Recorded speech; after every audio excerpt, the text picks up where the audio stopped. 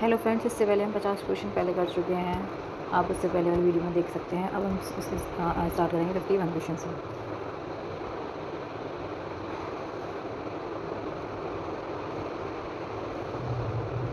निम्न में से कौन सा सामूहिक अशाब्दिक बुद्धि परीक्षण नहीं है? ऑप्शन बी, आर्मी अल्फा परीक्षण।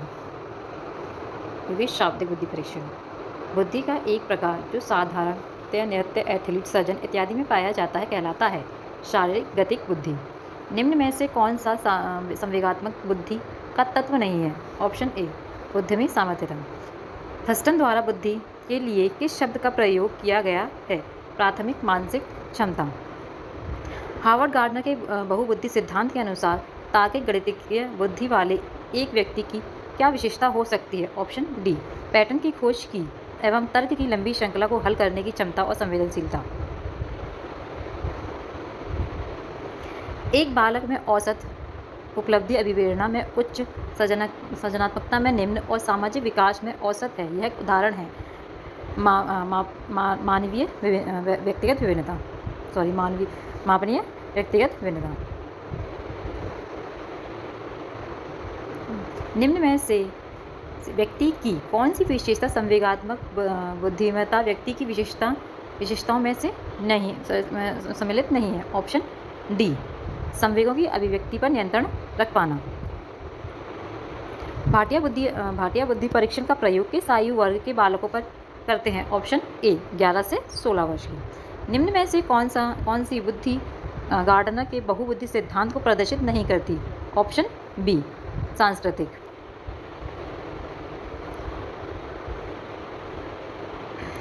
क्वेश्चन नंबर 16, गिलफोर्ड के बुद्धि संरचना प्रतिरूप में प्राप्त योग्यता का निम्न में से किस क्रम में नामांकन किया गया है? ऑप्शन ए, संक्रिया, संघटक और उत्पाद। हमारे पास बुद्धिमत्ता के लिए सांस्कृतिक परीक्षण क्यों हैं?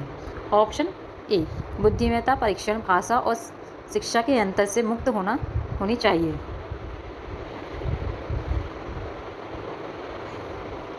बुद्धि के बारे में निम्न कथनों में से कौन सा अधिक उपयुक्त है? ऑप्शन ए, बुद्धि बहुआयामी है। इसमें परीक्षणों के द्वारा पूर्ण रूप से प्रमेय की जाने वाली कई योग्यताएं शामिल हैं।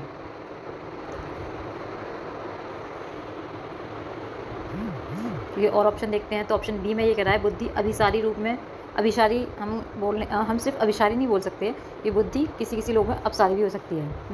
दूसरे में ये बोल रहा है वो कि बुद्धि अनुभव के परिणाम के रूप में व्यवहार में एक अपेक्षाकृत स्थायी परिवर्तन है। स्थायी परिवर्तन नहीं कह सकते हम। और ऑप्शन डी में ये कह रहा है अनुवांशिक विशेषक है। हम ये नहीं कह सकते हैं कि बुद्धि एक अनुवांशिक है। बुद्धि हमारी वातावरण से भी हमें मिल सकती है।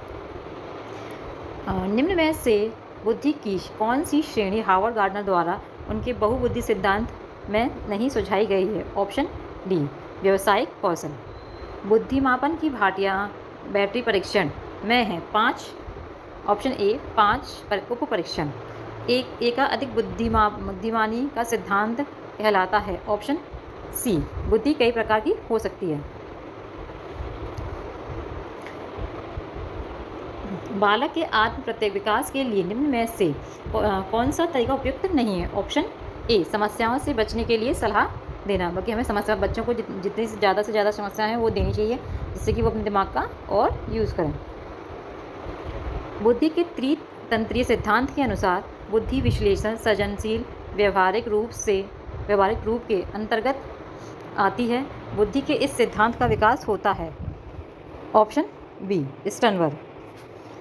निम्नलिखित में से कौन सा कथन एक बालक का एक व्यक्ति के रूप में विकास के बारे में सही है? ऑप्शन सी, विकास एक संचयी प्रक्रिया है।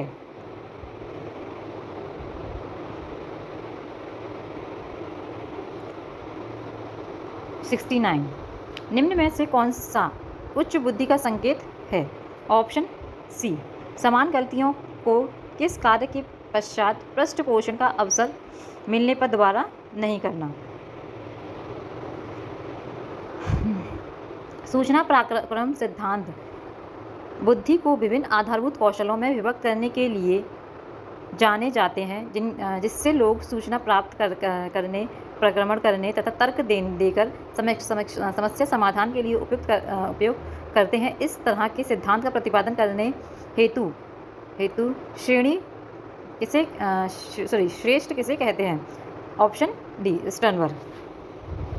यदि पूनम की कालानुक्रमिक आयु तथा मानसिक आयु 9 वर्ष है, मतलब 9 साल है, तो उसकी बुद्धि लब्धि का वर्ग होगा। अगर हम 9 वर्ष कह रहे हैं दोनों, तो 9/9 गुणा 100, तो यह 100 के आसपास आएगा। और 100 को हम देखें तो वो औसत बालकों के बीच में आता है। हार्वर्ड गार्डन का कहना है कि कई प्रकार की बुद्धि या दिमाग के फ्रेम होते हैं। उनके द्वारा सुझाई गई बुद्धि की श्रेणी कौन सी है? ऑप्शन सी प्रकृतिवाद कौशल। ऑप्शन सी बुद्धि परीक्षण का उपयोग किया जाता है। उपयुक्त सभी के लिए किया जाता है। सामान्य अधिगम तत्परता मापने के लिए, मानसिक स्वास्थ्य पहचानने के लिए, शैक्षिक एवं व्यावसायिक निर्देशन के लिए। 12 वर्ष से 16 वर्ष के बच्चों के लिए हिंदी में डॉक्टर एस जटोला ने कौन सा परीक्षण प्रतिपादित किया है? ऑप्शन बी साधारण मानसिक योग्यता।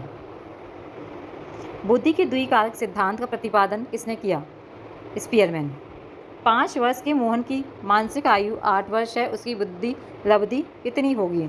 Option B 160। मानसिक आयु बट्टे वास्तविक गुणा 100 से आप निकाल लोगे। कौन सा बुद्धि लब्धि स्तर मंद बुद्धि वाले बालकों का प्रशिक्षण योग्य बुद्धि लब्धि स्तर कहलाता है? ऑप्शन डी 35 एवं निम्न। निम्न में से कौन सा बुद्धि का सिद्धांत नहीं है?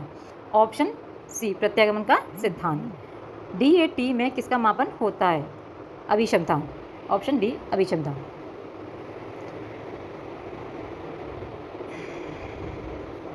रीमा पाती है कि उसकी कक्षा के अधिकांश बच्चों ने वर्णमाला सीख ली, केवल 1 या 2 बच्चों को छोड़कर जो लिख नहीं सकते वह निश्चित रूप से अनुमान लगा सकते हैं, वह हैं? ऑप्शन बी अभी परिपक्व नहीं है। 12 वर्षीय विद्यार्थी सोहन की बुद्धि लब्धि 75 है, उसकी मानसिक आयु वर्ष में क्या होगी? इस बार हमें बुद्धि लब्धि दे रखा है और उसकी वास्तविक आयु दे रखी है और मानसिक आयु हमें निकालनी है, तो हम उसी फॉर्मूले से उसको निकाल लेंगे तो आंसर आ जाएगा हमारा 9।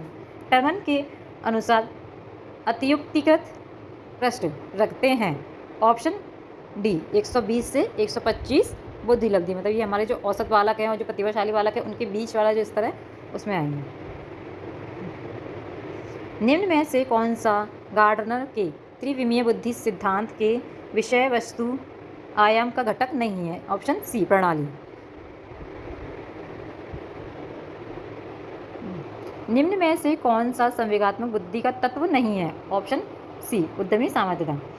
निम्न में से कौन सा एक उदाहरण भाषिक बुद्धि वाले व्यक्ति को दर्शाता है? ऑप्शन डी शब्दों के अर्थ क्रम तथा भाषा के विभिन्न प्रयोगों के प्रति संवेदनशीलता। स्वप्रत्यय विकसित होता है? ऑप्शन सी स्वधारणा तथा लोगों की धारणा से। निम्नलिखित में से कौन सी योग्यता संवेगात्मक बुद्धि के लिए एबिलिटी मॉडल से संबंधित नहीं है? ऑप्शन ए संवेगों की आत्म अवधारणा। स्टैनफोर्ड वेंट स्केल से एक व्यक्ति के लिए निम्नलिखित गुण को मापा जाता है बुद्धि के लिए, एक तरह से है ना। बौद्धिक आधार आयु निम्न में से किसके मापन से संबंधित है? ऑप्शन सी बुद्धि।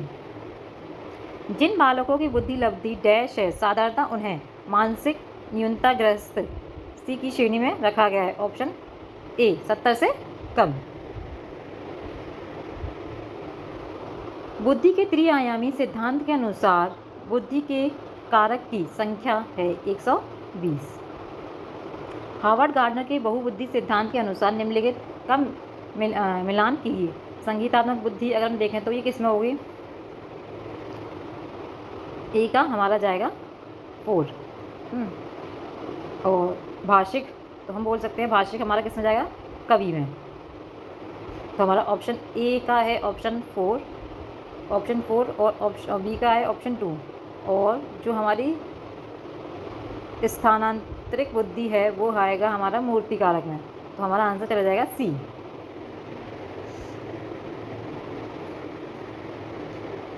बुद्धि परीक्षण में एक 16 वर्षीय बच्चा 75 अंक प्राप्त करता है, उसकी मानसिक आयु डैश होगी। ऑप्शन ए 12 वर्ष। औसत बुद्धि वाले बालक की बुद्धि लब्धि के बीच होगी। औसत बुद्धि 90 से 109।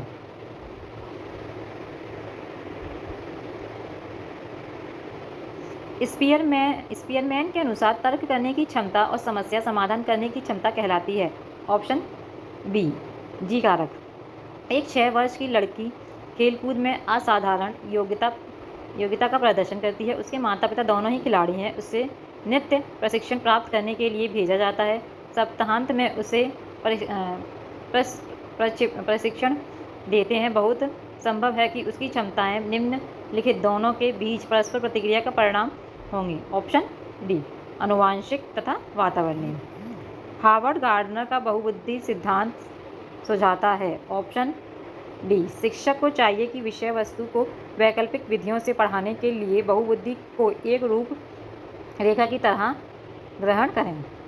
टर्मन के अनुसार 90 से 100 बुद्धि लब्धि का बालक माना जाता है सामान्य बुद्धि।